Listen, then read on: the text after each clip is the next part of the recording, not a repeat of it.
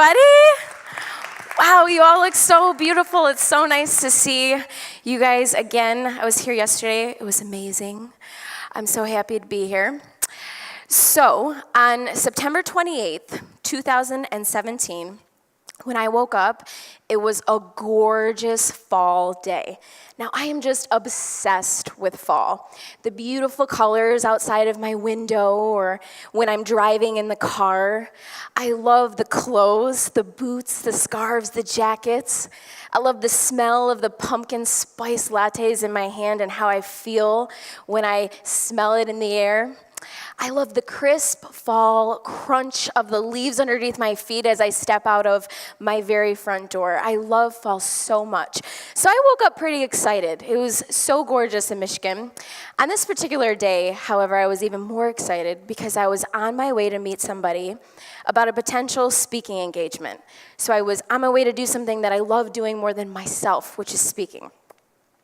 So I'm all ready, I feel really good, the sun is out, I feel really good, and I get out of my front door, and I hop in my black Ford Fusion, I turn my key into the ignition, and I realize I have to get gas. I'm on E.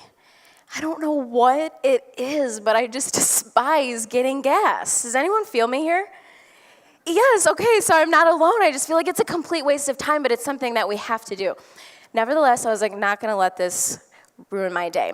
So I hop in my car, pull out of my driveway, turn down my street, and I roll into the gas station. I pull out my credit card, go to the first pump, put my credit card in, and it says, "Card can't be read, please reinsert." And I'm like, oh my gosh, yet another reason that I hate gas stations.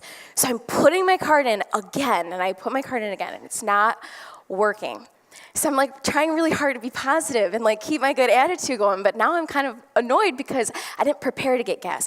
So now I'm walking in and I'm kind of in a hurry, and so I'm walking up to the gas station. I fling the door open and it's like, ding dong.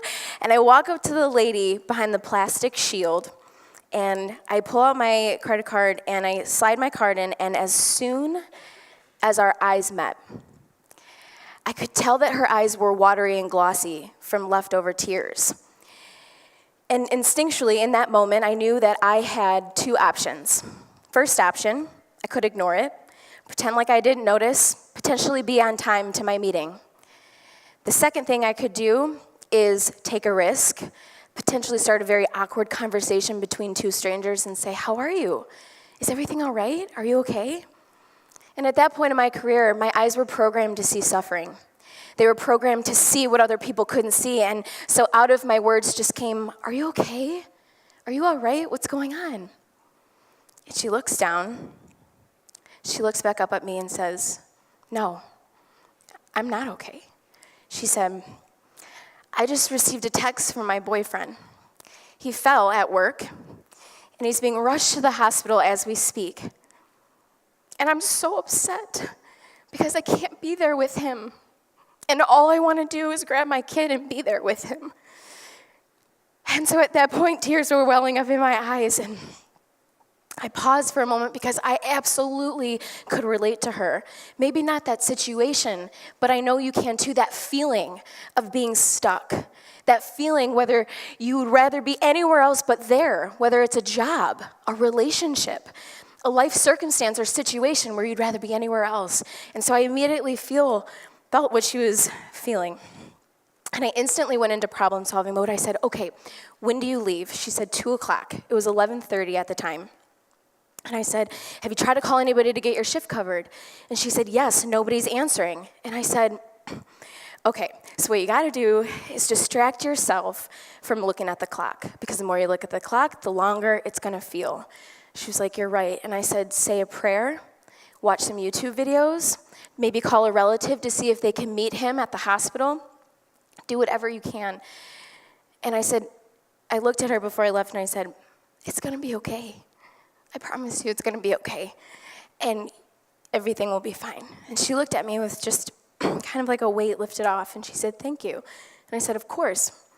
And at that moment, I did have to end and eventually go to my meeting, but at that point I didn't really care if I was late, right? So I go to my meeting. The next day, I felt a calling on my heart to write her a card of encouragement. So I write her a handwritten card of just, I got you. There's somebody on this world that thinks of you, feeling that I feel for you, and I just want to let you know you're in my thoughts. So I put it in an envelope. I go back to the gas station. She's not there, understandably. And I slide it under the thing to the guy who's working. I said, will you please make sure she gets this? Will you please make sure she gets this? He said, absolutely. It's been over a year now, and I have not a clue if she's received my card or if I even made a difference that day. I don't know. But that day, that moment, that experience taught me a very big lesson. That as heroes, as people that have hearts to change the world and make a difference, we might not ever know if we actually did. We might not get that pat on the back or that personal satisfaction of knowing that we actually changed a life. We might not know, but that's beside the point. Our job is just to do the act, completely let go of the outcome, because we don't know what our actions will take or how it will unfold. Hear me very carefully. Being a hero requires you to step out of your comfort zone, even though you have no guarantee that anything will ever work out. Being a hero requires you to follow your gut instincts in the moment that it presents itself, even though you might not know what the words to say, or even though other people are watching, or even though you're scared to death, but you gotta do it anyway. Being a hero requires you to step aside some recognition so that somebody else can have their moment in time to shine. Being a hero requires you to give up being right sometimes for the sake of peaceful resolution. Being a hero requires you to do things even though you are terrified and might be shaking in your boots. So today, I have 2 things for you that you can do, that you can just be conscious of and aware of in your life, that as soon as you walk out of those doors today, you can be a hero of somebody's life in the most mundane places and boring and nastiest places like a gas station. First thing, wake up to the world around you. Wake up. We spend so much time with our heads down and our fingers are down and our bodies are down, and that we don't see all the opportunities that surround us daily and on a frequently basis of ways that we can make a difference. I had a mentor of mine once tell me, Hailey, treat everybody you meet as if their heart is breaking, because in some way it is.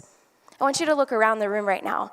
The people next to you, behind you, in front of you, they are wanting for something. They have a desire for something that they don't have yet. Maybe they want to be a mom. They want to be married. Maybe they want that relationship that is exciting and full of joy. Maybe they want to start a business, but they have no idea how they're going to do it. These people that are around you every single day, day in and day out, right here in this very room, are wanting for something. And if you could be a beacon of hope or a word of encouragement, or just pay attention with your eyes and say, I see you, I feel you. And by golly, a good word goes a very, very long way. And when you start to see the world in a different way, I promise you, the universe will start to lay opportunities at your feet where you can make a difference. I want you to tattoo this question in your mind, in your heart, and in your soul.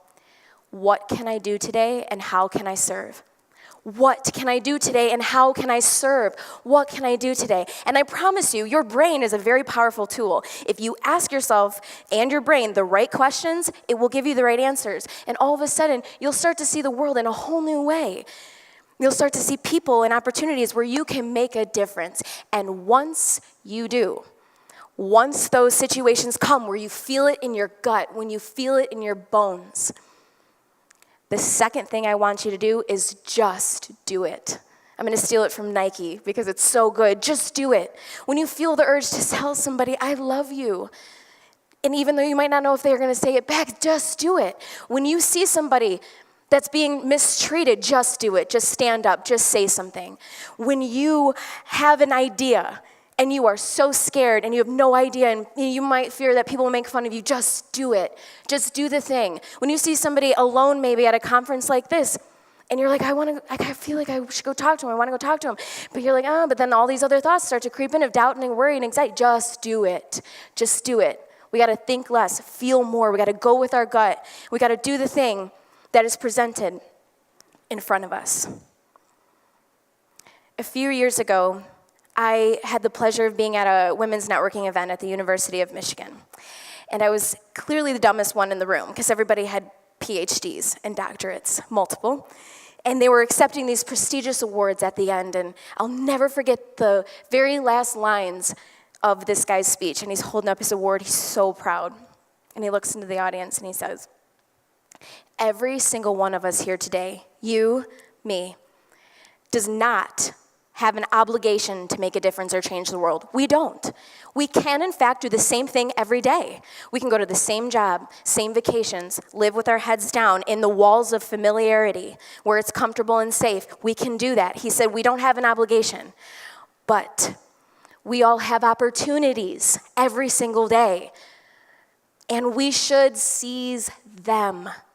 And he said it with so much power and so much gusto and so much enthusiasm that I felt it in my bones, and 5 years later I am saying it to you today. So, are you willing? Are you willing to do the actions required of a hero? Are you willing to leave behind the lies and the doubts and the fears and the anxieties in your head so that you can embrace the power that will be yours when you live in your truth?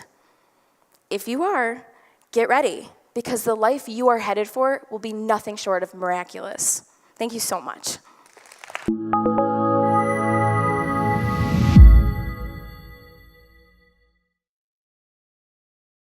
The Hero Roundtables are the global events that ask the question, what is a hero?